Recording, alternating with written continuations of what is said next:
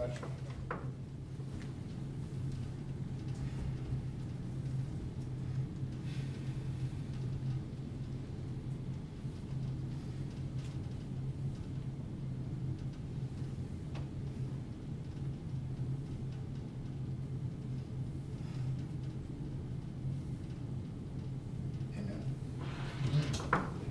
Pledge of allegiance. Pledge allegiance to the flag of the United States of America and to the republic for which it stands, one nation, under God, indivisible, with liberty and justice for all. Clerk call the roll. Roll call. Here. Rees. Here. Halter. Here. Hermes. Here. Lee. Here. Walter. Here. Moore. Here. Mr. Mayor, I move to amend the agenda to remove ordinance 2014-05 LNR. If it's seconded, I'm prepared to offer an explanation of that motion. Second. The reason, I looked at a number of ways to approach this. I'm prepared to give you guys alternate language for us to discuss at the next work session. Yeah.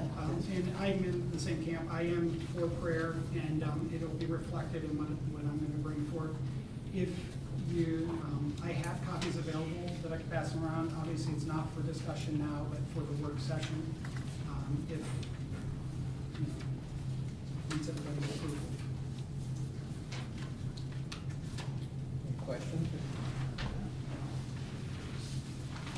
So we're going to discuss it at the next work session. Does it? Mr. Forbes, I think I need to have a discussion of my version of it, or maybe both at the same time. This is totally unexpected, and to cancel my. Why is it of yours? I thought it was Jack Lee's. It says Lee here. This is what I wrote, and we agreed at the meeting of the laws and rules that we agreed to disagree. So he was not presenting mine at the time. Mr. Forbes says to write my version of what I wanted to see in it and to give it to him, and that's what I did. And I feel that just canceling right like that without commenting or including it there, Sure. it doesn't seem like it's fair to me. Well, no, I understand that, but I was gonna go down the route of amending it, but there was a number of things that would make it very, very complicated when I was looking at our options. And it seemed like the least convoluted way to go about it would be to put out my version of it for the next meeting. We'll discuss it at the working review, and then we can proceed from there. If it made sense to amend it, I would have gone that route. Okay, it still makes me feel a little bit confused because we had a meeting, I was directed to do something, I did what I was supposed to do, and now something else is happening in place of that. I don't think that's fair because I was not prepared for that. Right, and I'd like to remind you though, when you contacted me about this, you did not send it to council. So if Yvonne did not pass this out, we wouldn't have saw it at all until right tonight. The instructions that I had from Mr. Forbes were that it would be distributed in the packet and it would be given to council on, correct me if I'm wrong, because we were not supposed to discuss it or to have an input on what I was writing. You told me that all the discussions and all the changes had to be in an open meeting. Right, what I said was it could be distributed to council, but that I cautioned you that there should not be a discussion among council through email prior to the meeting. Because if there was going to be any discussion on it, the proper place for that discussion would be at a meeting. Will that be at a work session? As opposed to? Well, right now, there's a motion and a second Yeah. to remove it from the agenda. And we did get to continue a discussion for a short period of time on the motion, correct? On the motion to remove it from the agenda, that's what is proper to be discussed right now. if it's removed from the agenda at your work session, this topic can come up and you can discuss it however you see fit. Your version, any other version. It would be- Yeah, I mean, I would think that would be. Well, I'm proposing this version, is that right, Kathy? Is that, I mean, I'm proposing this for the work session, similar to how Maria You will proposed. make your version available at the work session, however, if anyone wants to see it prior to that, sure, going out in the packet here to provide that to you. Just a clarification on, I went back and I rewatched the meeting, I listened to the input, and I didn't feel that your version would have successfully navigated through, which would have left us without prayer altogether at that point. So I'm doing this in the spirit of getting it through based on what I heard, but also based on obviously what I believe. And it wasn't designed to be an offense to you in any way. So that's, And we are talking of, you're amending the session, taking it out, the one that will have the word prayer reinstated, the one that was, no, we're not, I mean, I can pass this out. I don't think it's for discussion now. This is how I felt was most appropriate. Do we do that now? Discussion. No, but you can keep this in if you want it. You can keep this and then read it in preparation for the work session so you know what I'm proposing. He can pass it out. Okay. It's not. It's not germane to this Yes. motion. Right. The motion that's on the floor right now is to remove this particular ordinance from the agenda tonight. Yeah, and then I second it. Do we I vote mean- on it then? Okay, I call for a vote. Roll call. Roll call? What was the actual motion? To take ordinance, sorry, 2014-05. yes, I should have read that. To take 2014-05-LNR off the agenda for this evening. To table. or Just remove it from Not that. tabling, it's removing it from the agenda. Aye. Dries, Aye. Halter, Aye. Hermes, Aye. Lee, Aye. Walter, no. 5-1, motion carries.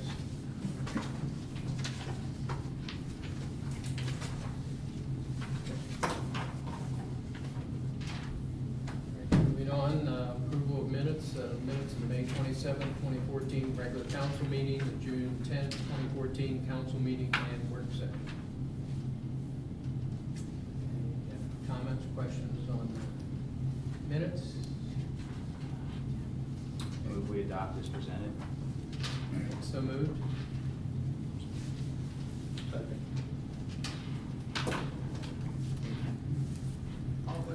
All those in favor say aye. Aye. Those opposed, no. Ayes carried. Okay, this is a time for residents to comment on matters before council or to ask questions of concern to them. When recognized, please come forward to the lectern and give your name and address and state your comments or questions. Council meetings are tape recorded for ease of transcription. Comments are limited to 2 minutes.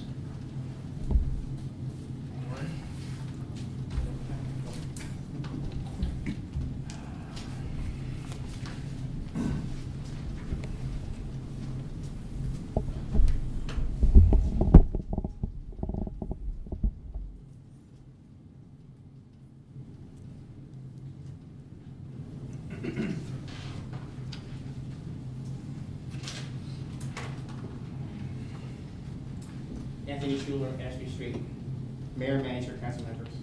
I have a couple things that I want to say. First off, with these amendment, the acceptance of the minutes of the past meetings during the May's regular council meeting, before he went to executive session, the roll call was called, and Councilmember Lee had said here is not a yay or a nay, it should not be counted, it should be registered as such. I appreciate that was put on record. Thank you. And then 2, during the May's regular council meeting, Councilman Lee was asked to leave with a moment of silence leading moments of silence without direction is meaningless. I was kind of curious if the village recognizes the different denominations of our village for the fact of this, that they serve in various ways in our community. It'd be really good if our mayor and council would do so by allowing them to lead the invocations of our meetings. And by doing so, we show gratitude for all the sacrifices that they have done for our community. By refusing to reinsert the word prayer, you're only sending a clear message that Greenhills doesn't tolerate a diversity of opinions and beliefs, and that you want to silence people and separate what they say from what they believe. And I received a copy of the packet of the ordinance, and I too agree that it is kind of extreme with the wording, with the shall. I do like how during the past meetings, how Ms. Brokaw and Willard Walther had stated that may was acceptable, and I think that should be inserted to be the main thing. But have all three, prayer, moment of silence, and what the other word was, but to have all three inserted with May prior before the pledge of allegiance. Thank you for your time. Thank you. Anyone else?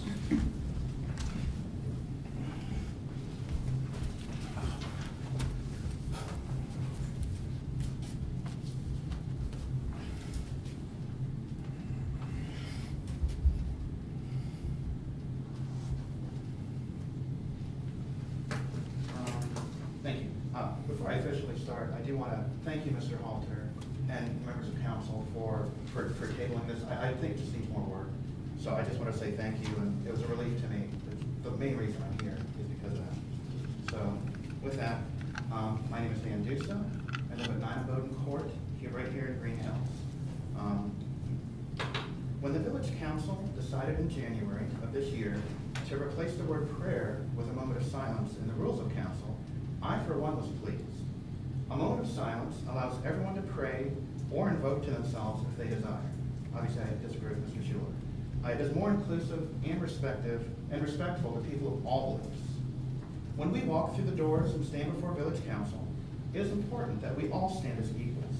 Citizens of all religions or no religion are compelled to come before local government bodies on civic, secular matters, variances, permits, etc. Citizens should not be subjected to a religious test or show, or be expected to demonstrate religious obedience at a government function. I do not want any citizens, including myself, to be given the impression that we are second-class citizens because we don't worship like you. The revised ordinance that Ms.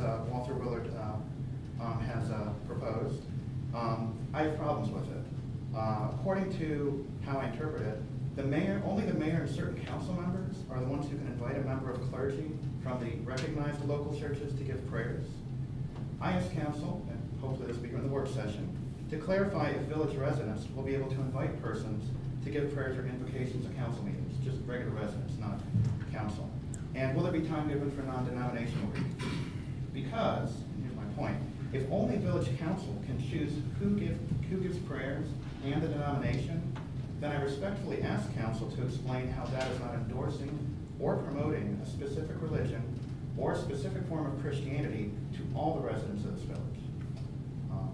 As was stated in a letter in the June edition of the Greenhills Journal, prayer was rarely, if ever, said before council meetings for 2 decades. It is one thing for council to reinsert the word prayer into rules of council. It is another thing entirely for council to decide that prayer shall be offered at every council meeting and to dictate who is able to give that invocation. In conclusion, I'm not trying to dictate what faith that any resident of our village or any council member should follow. I request that during Village of Greenhills council meetings and civic functions, that council do the same. Thank you. Thank you very much. Thank you. Do you have any questions? Any other? Thank you. Thank you. Thanks, Dan.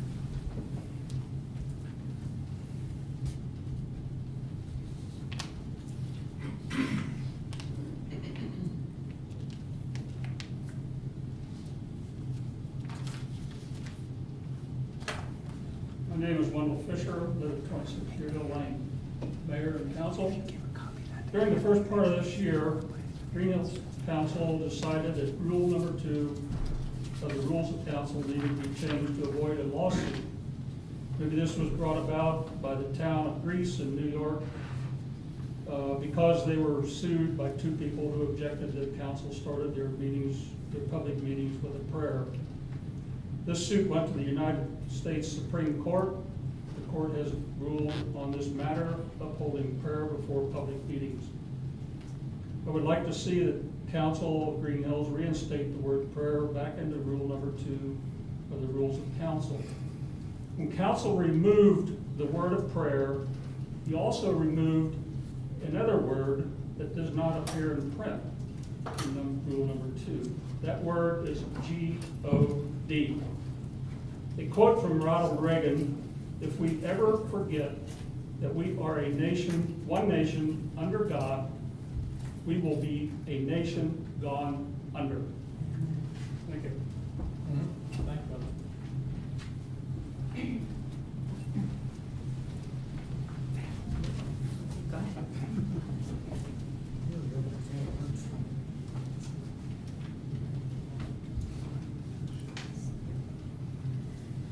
I think what we've seen tonight is how easy a prerogative once thought taken for granted can be lost. And once it's lost, how difficult it is to regain. The gentleman was true, correct. For nearly 2 decades, prayer was not said in front of this council, at least to my knowledge. And I've lived in this village for 2 decades. Therefore, when the motion was brought forward to eliminate it, I don't know if anyone really took and gave it a second thought, because it was never used. Never said for over 2 decades. It's gone now. Now look what we got. Trying to get it back, literally, is a federal matter. A matter was decided by the United States Supreme Court in a 5-4 decision in favor of permitting prayer before a public body, before a meeting.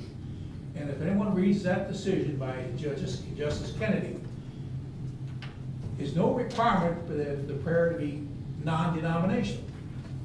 A Christian prayer can be used, a Jewish prayer can be used, a Muslim prayer may be used, and they even mention the potential for Buddhists to come up and mention some thoughts they have in accordance with their theology or philosophy.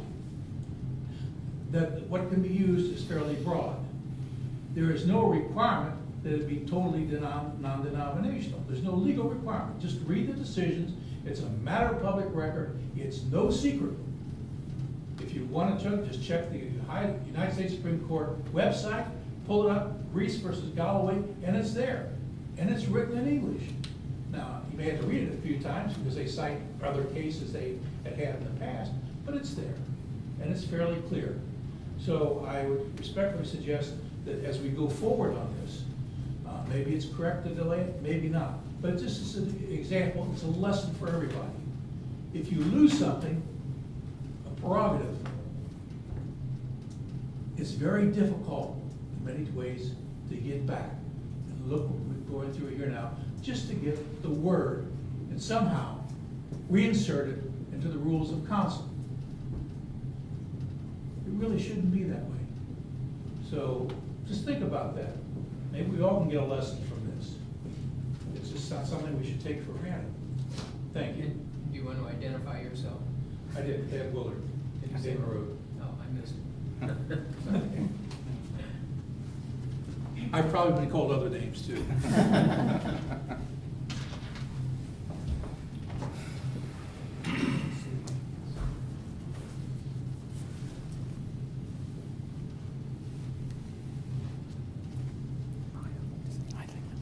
Good evening. My name is Terry Trinan, and I live at 37 DeWitt, and I'm a 33-year resident of Greenhills. Tonight, I'm here to make some comments and also to ask some questions. Last Thursday, I very unhappily discovered a bulldozer cleaning up the site of where the children's wading pool once stood behind our pool facility. I'm here tonight because I'm not happy you have it. That structure is a contributing structure historically to the Greenhills Historic District as recognized under the National Register of Historic Places. We also are in the process of spending $13,500 of village taxpayers' money on a nomination preparation for the National Historic Landmark status. And the Department of the Interiors has already been in and told the village quite frankly, they would not accept any more demolitions, yet here we are. As far as I know, there was no public notice that there were any issues with the wading pool, that it was on the chopping block. No notice was given to the Recreation Commission for any discussion, considerations, or recommendations. No notice has been given to council. After talking with 2 council people, they verified this, for discussion, recommendations, or more importantly, an approval. So I'm here to find out why it was destroyed and who made that decision. I knew about it. I mean, I knew about it, we talked about it many times before about the pool, about it was just incomplete. The reason why we built the new pool in the first place, because it has a low end for children to get into. It wasn't even built in 38, it was built in 53, wasn't it, after 53? So I don't know how to get historical. What, the children's waiting? Yeah, it's built in No, 53. I'm sorry.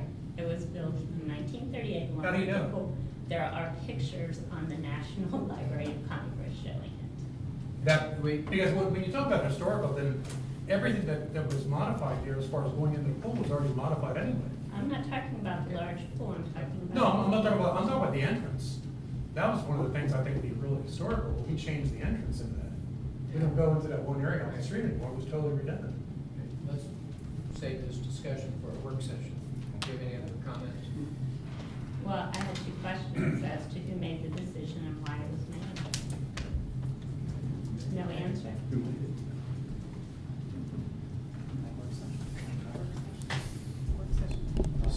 Discuss it in the work session, or the manager will mention your report if you want to mention that. Anybody else? Okay, moving on, municipal manager, Yvonne Kovac, reports for village officials. Thank you, Mayor. I have a number of items I do want to run through tonight. First, a couple of updates. Our next movie night is this Friday, and we're going to move the location from the market stand to the Commons to see if we can attract a greater crowd. Although it was a lot of fun, we had a really nice day, and thank you for your help, Kohlers. Appreciated that, and Jeff and everybody else who helped. That was wonderful. Chief, thank you so much. Anyway, we're going to do it all again this Friday night, so hope you can be there, and hopefully we won't have rain. We also need help for Pioneer Day. That's moving along, and you will continue to hear some things for that on July 5th. I was asked to let council know about our tax bill for rental properties, which had previously been $44,000, is now down to $31,646.91. So we are whittling away at that. And that actually would not have reflected a couple of our more recent ones that will be reflected then on the next billing. So it'll continue to go down. You recall we talked previously about changing the policy for the home improvement repair grant program. The county doesn't require any legislation to do that, just a rewrite of our guidelines, so we have done that, and I just wanted to report that to you, where we're going from a maximum of 1,000 up to a maximum of 2,000 for that particular program. Also wanted to comment a little bit on garbage. I think it might have been at the work session, one of our previous meetings, where we talked about the enforcement and how that goes, the kind of letters that are sent, what we're expecting of our residents. And I can tell you that I think Mr. Dees, after one of our meetings, I believe you were giving a good public service announcement concerning that item. I drove through on a Friday, and there were 16 violations that we found that day. So they were sent notice. So we'll continue to do that. Thank you. Okay, now, a couple of big things. I want to distribute what is likely to be the tax budget that will go online Friday. That's the day that I target date to have that online for public review. So I wanted you to see, okay, paste that in the This is different from the draft number 1. This is draft number 2. I updated it so we would make sure we were really all working off the same page here. Just a couple of items that I'll highlight. Again, I left the income tax projection at $950,000. I know there was a concern that maybe it would go up. Should we take the risk of projecting it? I'm still very comfortable saying 950 as opposed to $1 million. Sorry. Maybe later in the year, but not now. That's fine. I also added auditor fees. We will be able to do the abbreviated audit again in 2014. So I did insert $10,000. Next year will be an audit year for us. So again, that's normally would be around 32,000, but the abbreviated form that the state has approved for us, hopefully it'll be 10,000 or less. And I did add in 50,000 in capital outlay for maybe a cruiser or whatever needs are going to come our way to get a little something there. I wanted to note that I have lowered the transfers a little bit. Your first draft probably had somewhere around 472 or 478, I think, in that figure. It's now 447. And what I have done is lowered our contribution to the pool, which I think we'll definitely be able to do, and I also lowered the transfer to golf, and I'll talk about that in a little bit. That is general fund. The other ones, I don't believe there have been, if there were any changes from your first draft, they were really kind of minuscule, but certainly if you review and have any questions, don't hesitate to let me know. But I would ask you to turn to the very last page, called Exhibit 3. And a couple of things I wanted to note for you. Apartment building operations, which is the 4th line down. You will note that our estimated receipts will be significantly lower for next year, but that's because our number of properties should be significantly lower. And at this point, I'm estimating 9 properties that would be rented that we could potentially carry over to next year. That's not necessarily that we will, but I need to come up with a projection, so that's what I'm using. I think that's a realistic number. That coupled with some carryover, and certainly our expenses will be going down as well. So that's the explanation for that. The other one that I am very uncertain about, that is the golf course. Once again, I budgeted year estimated receipts. I have only put in $5,000 at this point. This year we're at $5,800 and some odd change for that. I don't want to estimate too high for that category, because if it doesn't happen for us, we have an issue. So I have it at $5,000 with expenses at $5,000.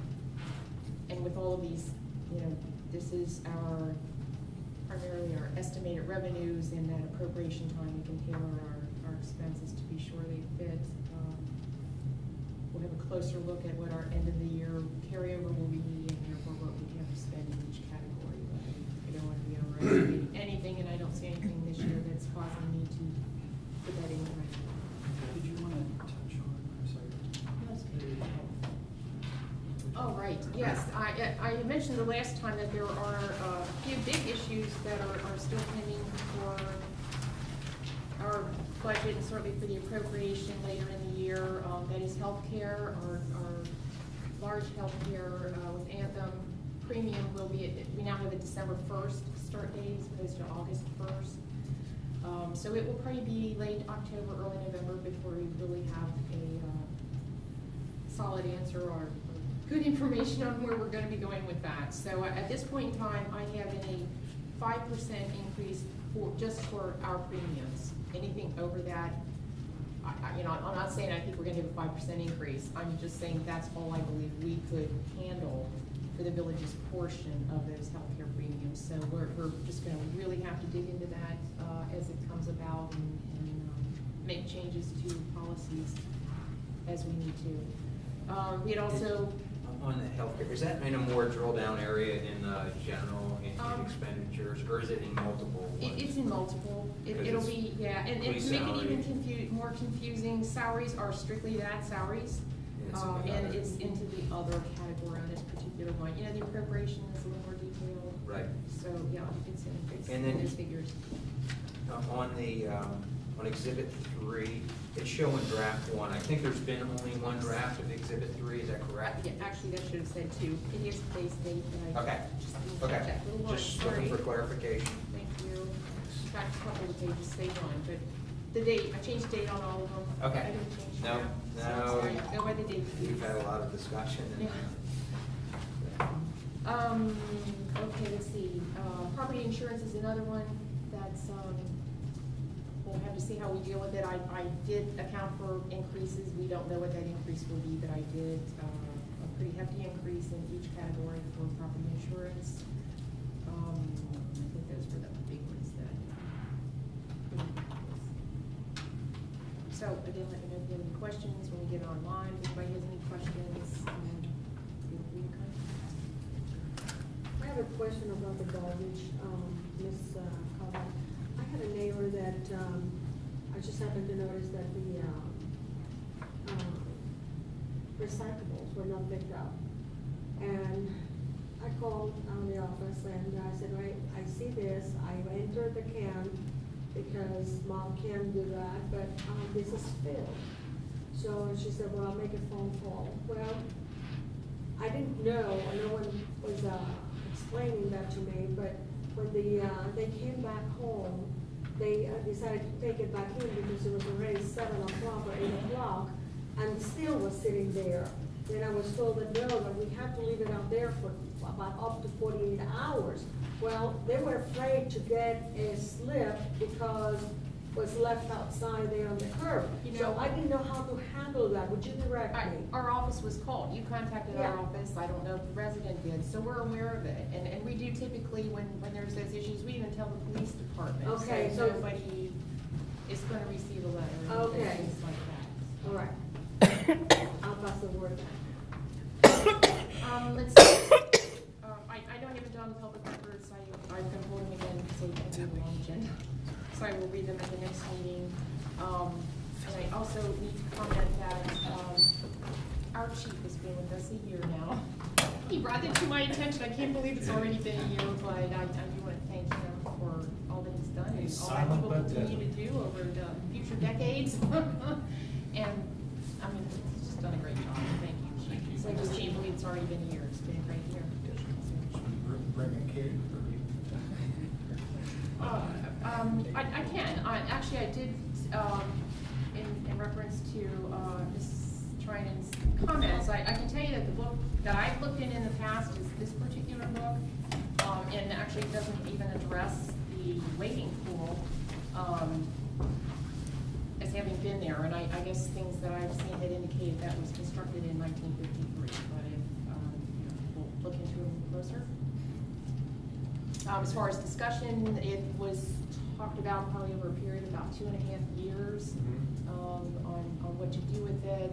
We had first decided to not use it any longer, then the next year we talked about, not paying the, license fee for it any longer. You know, that's one of those things that once you don't pay it, then it's hard to get back, so we carried it for a year, and then when we talked about it, to not pay it again. 'cause that Well, was also, silly even for me. fixing it, we'd almost have to tear up the whole thing. And that was to the fix big it. thing, the cost was gonna be, I think it was Just couldn't utilize the 20,000 just for existing. the piping, it was an issue with the piping.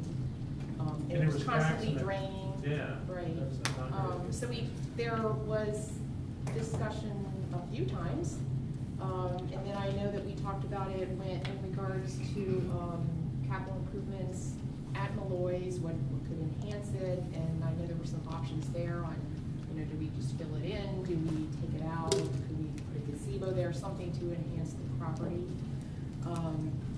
And it has simply been something that's been on the list, the to-do list for the service department, that does an incredible job of addressing as many things as they can. It came up on their list and they went for it. And that's where we were. I guess I understand from the perspective of, I think we should have a process, especially when it comes to taking something out. because there's many things I don't even know about, and I don't think it was premeditated, like, oh, we'll do this and not let anybody know. But I do think that there's something to a process of, hey, this is what we're doing, even if we did talk about it over a longer period of time, I think it's good to bring it up and have a system in place so that we're not looking at something that is valuable. In this case, I knew there was a lot of issues with it, but we owe that to the community. And I'll make a comment, probably 25 years ago or so, it was substantially redone. So I don't know how much of the original was left. I can't remember what all we did, but we tore out a good bit of it to reform it. Well, and I think the other thing too that was brought up, and I think it's a legitimate request, it may make sense, it might be the best thing for us to do to remove something, but at least having that small window of opportunity if we want to document it or take some more photos or do that kind of thing, we need to have that in place so that that opportunity is there and not gone, so. Ed, go ahead. Well, you know, along that same line, but I don't believe there's any historic value. You can picture the, if you look at the back of the Lloyds, the right-hand side, there are sliding doors and a deck that was built on here. It's wooden. It's a disaster, and we need to remove it. We're going to remove it. And probably replace it with some steps down to the, already we have a paved area there, so in the future, perhaps we would get money to enhance that and take a walkway directly to it rather than replace the wooden deck that's there right now. So. Any other questions? Moving on, Law Director Jeff Forbes. Thank you, no report tonight. Thank you. Clerk of Council, Catherine Lott. Thank you, Mr. Mayor. The June 2014 Community Calendar, Resolution Number 2014-10F, and Notice of the Cancellation of the Recreation Commission of June 17th, 2014, all were posted as required. And if there are no questions, that would conclude my report. Thank you. Chief of Police, Neil Burrow. Thanks, Mr. Mayor. We're taking a look at the marijuana tracking software that's in our records database and possibly integrating that with the current court software we have. I think it would be a cost savings and eliminate some redundant data that officers are currently doing that would be sued by our clerk. We're also monitoring a number of hotspots in the community to take a look at some thefts that occurred, some traffic violations, some juvenile problems. We've used officers on foot, we've used them on bicycle and on stationary patrol. We are continuing to collaborate with Forest Park Police in conjunction with the Ohio Attorney General's Mobile Academy. In August, they will be back, and our officers, along with Forest Park officers, will be receiving defensive tactic training from the state's trainers, and that's at no local cost to us. I did include a picture in our report, and for those that might be watching, it is on our website as well. But it serves two purposes. You can, at the top of that picture, see the part, or at least most of the new sign that Councilmember Halter installed for us recently. I think it turned out very well, and that's what visitors to our department see when they come to our window now. And then the last item, other than the statistical data, is that recently we were visited by members of the McKelvey Road Baptist Church, and the ladies of that church handcrafted some very beautiful blankets and puppets and put in some beanie babies, and we will be using those for children who are in distress, and that often occurs at scenes of traffic accidents, sometimes domestic violence calls, and other traumatic incidents. And, those are of great comfort to those kids, and we're very happy and grateful to the ladies of the church to have those made them and presented them to us. In terms of the statistical analysis during the month of May, we investigated 4 accidents. It was the same as May last year. 7 crimes, 162 other incidents. We made 774 contacts. That's up a bit from 493 last year. 177 of those were dispatched, and 597 were self-initiated by our officers, as compared to 395 last year. We provided assistance to the public, 150 instances. Other agencies, 49 times, made 43 criminal arrests and 80 traffic arrests during the month of May. Thank you, Mr. Mayor. Any questions of the chief? Hearing none, does anybody have anything to report from the fire chief? He mentioned that, he brought to our attention, he wasn't at the traffic safety meeting, but, that the brush truck will be delivered either this week or next week. So after our last report, when we said we had no clue when it was coming in, we do now have, at least in the next 2 weeks, we should be receiving it. And also he mentioned, that the emergency lights at Winton are broken again and probably due to banner weight and wind. So we need to look into that, not only getting them fixed, but maybe figuring out a weight restriction for banners. All right, in my report, the audited court receipts, since I forgot them in the last regular council meeting, I have 2 of them. One for the April report, and the state of Ohio received $2,089.75. Treasurer of Hamilton County received $77.25, and $8,572 was to the Village of Greenhills, for a total of $10,739. The month of May, $2,592.50 went to the state of Ohio. $91.50 went to Hamilton County, and $9,565.65 to the Village of Greenhills, for a total of $12,249.65. Police are out there working. About 10 grand.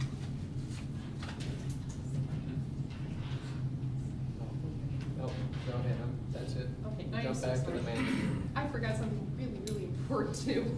I think most of you met Matt Sanders. He was here a little bit earlier. I can't believe I forgot this. Who's our new finance director, replacing Kim Cox, who left us a couple of weeks ago. And Matt has been working for a private CPA firm as an auditor. So he has been auditing governments, and now I guess he was just anxious to get his hands on the other side. Anyway, we're pretty excited about it. He seems to be very knowledgeable about everything he's going to be dealing with, and he starts on Tuesday. So at the appropriate time, if I can get a motion to concur with my appointment, that would be great. Thank you, Mayor. Sorry. I was gonna ask you. Okay, moving on, committee reports, recreation, cable TV, Mr. Herman. Thank you, Mr. Mayor. I'm gonna follow suit with Mr. Forbes and say there is no report at this time. Any questions or comments? Okay, moving on, intergovernmental affairs, laws and rules, Mr. Lee. Thank you, Mr. Mayor. The Intergovernmental Rules and Laws Committee met on Friday, June 13th. Yeah, on Friday the 13th. And just for the calendar, our next scheduled meeting is Monday, July 28th at 10 a.m. Some of the things we discussed, first up was the American Legion parking easement. The gentleman from that were purchasing the American Legion property provided some options. We'll get into a discussion on that later. There was also a discussion and presentation from Lisa Caldwell, who's the code official for NIC that does our code violation enforcement. And it was a very interesting discussion in that she kind of gave a breakdown of by percentage the process and how things are handled from property issues. She said that most about 75% of the issues are handled by the friendly letter that goes out and to deal with certain situations. 10% or get the second letter, 5% get the third letter, which is sent out by certified mail, and the final 5% are handled creatively, so to speak. Many of those situations are vacant properties or other difficult issues. She didn't bring up the fact that she felt that we could improve upon our grass cutting enforcement code, and I think the village manager was going to take a look at that and offer some suggestions, but basically had to do with shortening the time relative to delivery of the notice and getting that situation taken care of. Other issues that were discussed earlier, new business, Councilman Walther brought up looking at the possibility of an ordinance dealing with parent responsibility and curfew. And that seems to be it at this point. Again, our next meeting is July 28th at 10 a.m. Questions or comments? I just wanted to add if Mr. Forbes could give a very short presentation. He talked about administrative warrants in case of that sometimes things do not work out for the different steps, how to enforce certain violations for repairs and things like that. And he gave a very short version of another option and the caveats of it as well of administrative warrants. Well, your code official that was at that committee meeting addressed that. And I think the gist of it is that your code official generally only has the authority to observe what she can observe from the street or from outside premises. They don't have authority to enter inside the structures. But there is a process where they can, and it's a normal process to go down to the court. You have to be able to articulate probable cause that there's a violation on the inside of the building, and that there is a method that code enforcement officers can use to obtain what's called an administrative search warrant to go inside of a building to determine if there are additional violations. But that's that's not extreme is too strong of a word, but that's an extra step, just like a police officer needs a warrant before they can go in your house to search for something. So it's akin to that, but the process does exist. Thank you. Okay. Service and Streets Committee, Mrs. Walter. We're still figuring out the painting situation on the side of the Methodist building. There's other couple of things that we're going to touch on the meeting, which is on 6:30, June 30 at 9 o'clock. I have received some emails having to do with who is in charge of what and questioning that, so I thought that would be a good time to bring it forth. On 6/12, I went to the softball game where the Bubba Dogs won the game, and they have been consistently winning that every single time. And Mike Castor has some great moments there, and he's our foreman. So it's a great time to a place to pass the time there and to meet your neighbors and that. And so far, every single game has been a winner. It's been really fun. I attended also very briefly. I took some plans at the exchange of plans that we had on 6/14, and I was able to get from there also some really nice plants. I'm going to relocate on all the corners that we have from Damon, starting on Wyndham Road all the way down. We lost some from this winter, so I have already put some there in different places, and I need to finish that up. I'm just kind of babying it a little bit because of the extreme heat.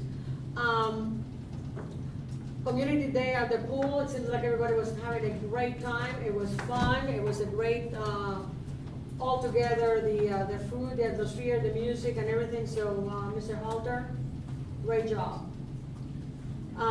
For the hot dogs in charge person, that was also great. I wanted to also to, please, would you pass a message to your wife? I gave several bags of Crayolas to the library for the summer. She used to always go there and have some art classes there for the library. And I just gave it on her name, for the recreation department and your wife's name. Okay. On 6/16, I took part, I'm a member of the Student Achievement Committee, and we had a meeting there. Mr. Smith, the superintendent of Viola Johnson, head the committee. They were very receptive for all the suggestions. And we had about 10 members in there at one time. Some of them are overlapping at every time, but some of them are not. I also read in the newspaper on the Hilltop Journal, they had a meeting, it was called the Board of Education Meeting with the Forest Park Council. I went there and to the amazement of my husband, I did not open my mouth, not even once. I mean, I knew that was amongst the Forest Park Council people and the Board of Education. There were 2 members there. And I did find several things in there. One, that they had received from the auditors, a millage that they're thinking about the construction for the buildings of 8.48 for 37 years. And they also had a very open and frank discussion of give and takes about tips, the tax incentives for businesses and things like that, and how they wanted that the business would take part of the community and the school system, either with grants or actually physically working with the school system, and how the board president pretty much worded the fact, what can we do as a school system and a Board of Education to enhance or better the community of Forest Park. And that was very refreshing. It was really nice. That occurs every third Thursday of the month at 7 o'clock. And I read it on the Hilltop Journal. I also, in preparation for the meeting, of streets and services, I go to every street that there is around and drive around and all that. And I just wanted to bring to the attention of Mr. Mayor that we all also not only give awards for the displays at Christmas time, but we also give for the summer. I don't know if you have entertained that thought yet, if you need help, but I looked at the A section and the H section. It has some incredible gardens, and the flowers are in full bloom. So before we get to temperatures of 96 degrees, if you need any assistance, I'll be glad to go around with you. That's what we did with the Christmas thing. This last time was Mr. Breeze, the conductor there, the whole thing. 6/23, there was the Board of Education meeting. I attended that. I made some comments as a just taxpayer about the 47% of the OGT's failure. Also about the third grade guarantee. It's about 1/4 of the third graders that did not meet the minimum standards. And I gave several suggestions about that, and Mr. Smith asked me to meet with him for some further discussion, and I will be meeting him tomorrow at 9 o'clock in the morning. And like I said, the streets and services is on Monday at 9 o'clock. I also want to mention that anybody that is renewing your license plates, make sure that you mention the village of Greenhills. Otherwise, if there is a mistake of some sort, we do not get the monies for that. And I want to wish every single one of the residents of Greenhills, taxpayers, voters, a very happy and safe 4th of July. And just remember the last thought, that freedom is not free. Thank you. That concludes my report. Comments or questions? Okay. Community development, Mr. Hall. Yes, as Yvonne mentioned, we have movie night this coming Friday. It's going to be on the Common. It's a really great thing. We had a lot of fun, had a lot of help. Thank you for your help, Doug and Diana. And we had everything from premeditated approach to being there, and passerbys that just said, hey, this is kind of cool, we want to check it out. So that'll be on Friday night. What is the movie with The Rookie? So. Apparently there's two. G-rated, oh really? Yes. There's two different versions. We'll only be doing the G-rated version of movies, as far as I know. Second thing is, all those that helped at Community Day in the pool, I just, Doug Kohler, Fred and Amy Merle really stepped up to the plate, and Greg and Peggy Hermes, my wife Betsy, Maria's donation was, really helpful for getting people hot dogs and ketchup and mustard. Also want to thank SwimSafe. We, contract SwimSafe. The lifeguards are very polite. I had them pulling vinyl off signs because we were converting our 75th anniversary signs to regular signs so we could keep using those. And the attitude of the lifeguards as we messed with their schedule and took their breaks away by having kids do activities during the breaks, they were fantastic. They really were, and still doing their job of making sure things are safe. So it was a wonderful thing, and I think the hope and plan is to do another one, probably August, I would say, if we can fit it in. But it was a good event.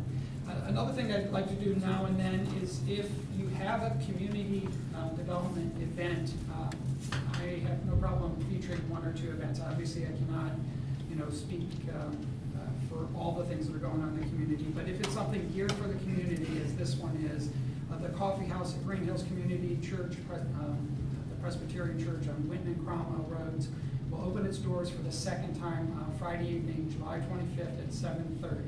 So July 25th at 7:30, the featured music group will be the Greenhills Strings, a bunch of Greenhills residents. They are 6 guys with guitars, mandolin, piano. So if you're looking for something to do on July 25th, that would be worth checking out. And don't hesitate to contact me to see if there's something else worthy of mentioning to the community. Questions or comments? Mr. Halter, I'd like to comment and commend whoever's been altering the concert on the common signs. It's been very informative. What it is, the little added signs on top, and crossing out Wednesday and making it Monday. That's a good job on that. So. Well, it was kind of interesting because Jim Miller, who does a fantastic job, I know it's said often, but really the effort that Jim puts in, he had asked me for some of the, I have made those topper signs, which is basically a stand you cut down. Well, I have a long side and a short side, and I started driving around and I saw the car show, and he had the long, and it wasn't him, it was somebody who did it for him. The long side was up, and there's these 2 spikes. I'm like, oh no. so we got that turned around, but they just do a fantastic job. It did the job that caught your eyes. But kudos to Jim and his crew, and just keep supporting the concert. That'll be a good thing. If he could only do something with the weather. Yeah. He's been real flexible. On Wednesdays, yeah. Well, Monday night, we got halfway through last night. These guys opened up. Man, that was a great band last night. Jim found another tremendous band. We had the same problem on Wednesday with the storm after the intermission. And the car show was, Yeah. there was a big turnout for that, and they all started hustling off at halftime because they didn't want to get their cars dirty or wet. Okay, moving on, traffic and safety, Ms. Brokaw. The Traffic and Safety Committee meeting met today. We discussed the noise ordinance, speaking of weather, that we'll have our second reading today. I just thought I'd mention that it came about because we used to have a noise ordinance and somehow it disappeared. I don't know if it was when we switched books or switched companies, it just wasn't in there anymore. So the council never actually got rid of the noise ordinance, it just vanished. So it was brought to our attention, and this is where it came from. So it's basically the same ordinance that was in there before. It was updated a little bit. We didn't mention photographs in it anymore. We didn't mention we just said devices to incorporate any kind of future media developments or any kind of future, we didn't picture phones being this size when the original ordinance was originally written. But basically, it's Monday through Friday, after 10 PM and before 7 AM. And then Saturday, Sunday, and legal holidays, it's again after 10 PM and before 9 AM is when devices, shouldn't be, so loud. Or construction noises to that nature. So it's just putting something back in that was never meant to be gotten rid of. So we'll have the second reading today. We also mentioned the CLIA again, since that's gonna be coming up in July, the final verdict